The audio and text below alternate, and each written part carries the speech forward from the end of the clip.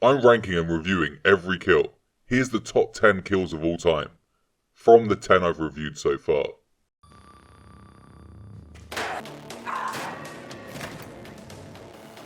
Get the fuck up!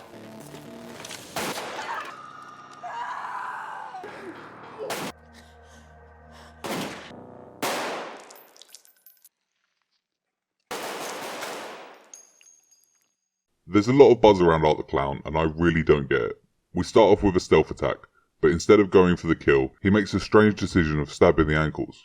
He then went for a choke, but lacked the strength to pull it off, then attempted the worst eye gouge I've ever seen. Disappointing after what we've just seen from Michael Myers. He then takes a stab to reset the chase. When the clown catches up with his victim, he again opts to not finish her, sedating the woman and forcing her to watch the murder of her friend. But once again his sadism backfires when the victim escapes. She then gets the jump on the clown, beating him half to death with a plank of wood. Art then commits the biggest sin that any slasher can make.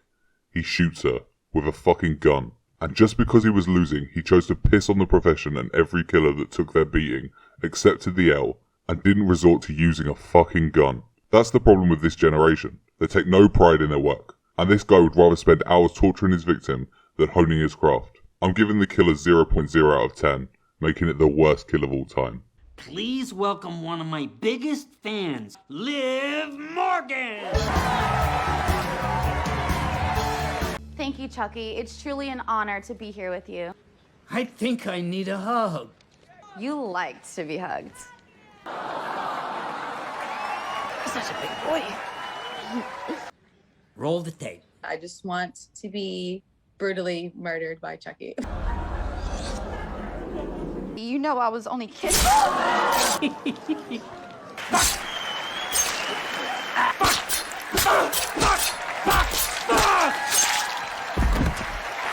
you very much. Good night and sweet dreams. Not much to say about this kill. If you don't want to be murdered by Chucky, never get this close. And never say you want to get murdered by Chucky. Chucky was handed this kill on a silver platter, but it still took 11 belly stabs to get the job done, when a larger or more precise killer would have got it done in one. It really didn't take much skill or effort to get the K here, and for that reason I'm going to give it a 1.4 out of 10.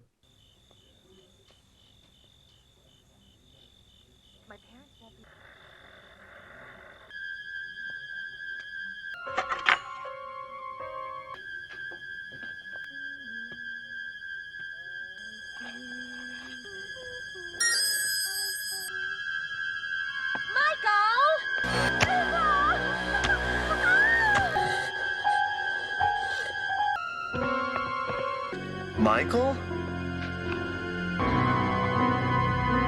Michael sneaks up on his sister before stabbing her repeatedly for the kill. He already had the sneaking down at a young age, but, much like Chucky, didn't have that one stab finishing power just yet. For a kid it's an okay kill, but lacks the finesse of his later work. I'm going to give it a 2 out of 10. Your own personal mojo, Doc. Broken leg? Oh! Shouldn't tell your customers where you hide things like this.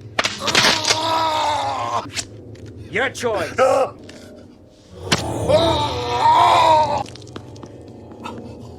Not many victims are stupid enough to make a voodoo doll of themselves. Shouldn't tell your customers where you hide things like this. Gets you in trouble every time. But when they are, there's no shame in capitalising on it. Chucky picks up an easy K here, breaking his victim's leg, his arm, and then finishing him off with a stab to the chest. It's a fairly unique kill, carried out on an unworthy victim. Chucky didn't really get to show off any of his skills here either. I'm going to give it a 2.8 out of 10. You're not gonna need this anymore, alright? It's gonna be alright. I'm here now. Easy. Come on, nobody's here. Oh, please, listen to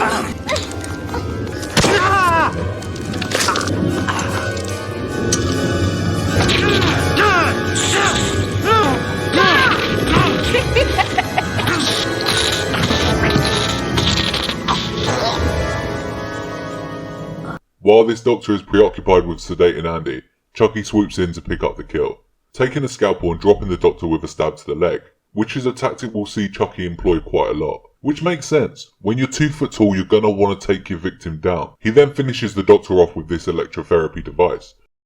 It looks kinda cool, and it was smart to open with a leg stab. I'm gonna give it a 3.4 out of 10.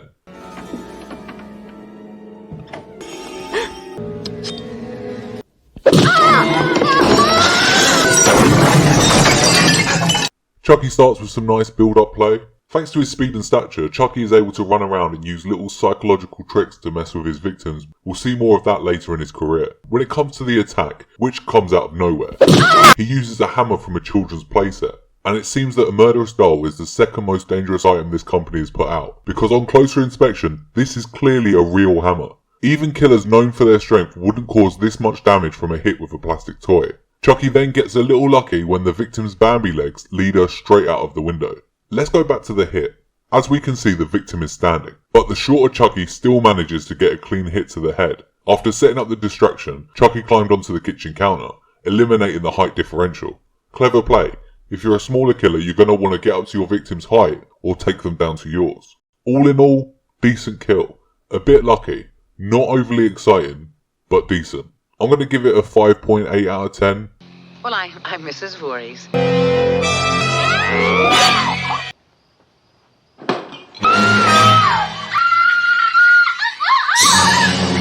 Jason Voorhees exacts his revenge here, murdering the woman who killed his mother, to pick up the first kill of his career. Jason placed Pamela's head in the fridge to shock the victim, before finishing her with an ice pick to the temple. You can tell that this, and a lot of his other early kills, were inspired by his mother's stealth-based style, though his style did change later in his career. I think some of his best work came early on. This kill in particular is reminiscent of Pamela's under-the-bed kill. In both kills, the Vorheeses use a restraining arm to keep the victim in place, so that they can kill the victim with a single precise stab, a tactic that's overlooked by many killers. It's very professional for a first kill, and for that reason, I'm giving it a 6.1 out of 10.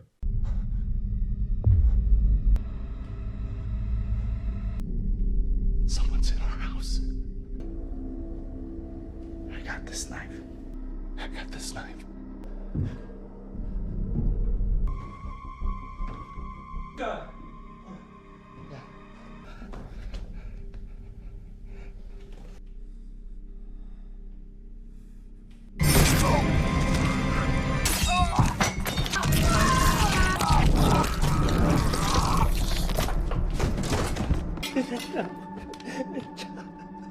Even with his victim armed and on high alert, Michael manages to pull off a stealth kill during an outing where he mainly prioritised direct attacks. Michael pops out from behind his victim, then uses a stab to immobilise them. Great accuracy here. If he was a little off on this, he could have accidentally killed his victim with one stab, and we would have missed out on this beautiful eye gouge. Perfect technique.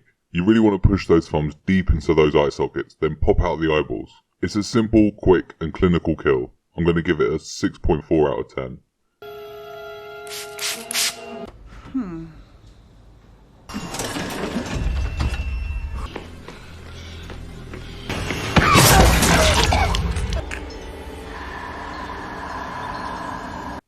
When it comes to environmental kills, Chucky is second to only death. Chucky sets up the kill placing kitchen knives sharp side up in the dishwasher, then waits for his time to strike. He then takes a run up and shoves the housemaid head first into the blades. Personally, I think he should have hid in one of these cupboards. He had to take a long run up, at least relative to his size, and the kill attempt could have easily failed if the victim had turned around and walked away. Other than that, I love this kill.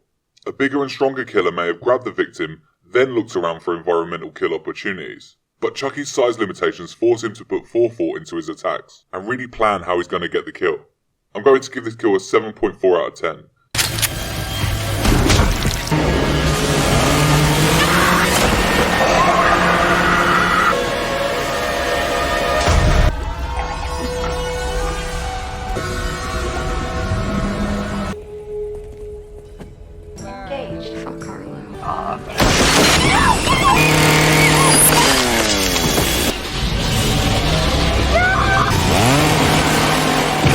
Leatherface's recent outing wasn't going too well. After taking a load of damage, it looked like old Bubba Sawyer was going to end his return with a loss. A loss being anything less than leaving a single survivor to tell the tale. But then, with the victims only seconds away from escape, he brute forces one of the most clutch plays in all of slashering, proving that even in his old age, you can't count the big man out. And just look how clean this beheading is.